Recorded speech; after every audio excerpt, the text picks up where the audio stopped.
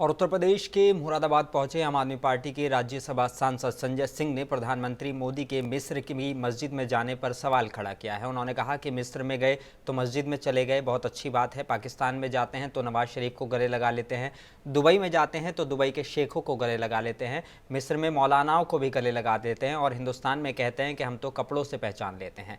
उन्होंने कहा कि ये कैसा दोहरा मापदंड है और आपकी पार्टी के लोग इस देश को नफरत के आग में झोंकने का काम कर रहे हैं। उन्होंने कहा कि भाजपा देश में सबसे बड़ी नफरत की फैक्ट्री है।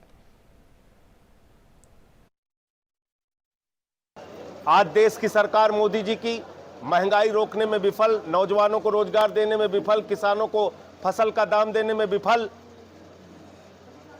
अमेरिका में जाके बड़ी बड़ी बातें करते हैं प्रधानमंत्री जी। मिस्र में गए तो मस्जिद में चले गए, बहुत अच्छी बात है।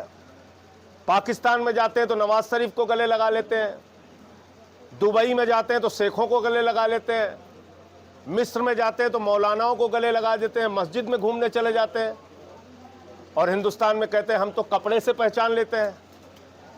यह कैसा दोहरा मापदंड है प्रधानमंत्री जी आपका? और आपके पार्टी के कार्यकर्ता और आपके लोग इस देश को नफरत की आग में झोंकने का काम कर रहे हैं।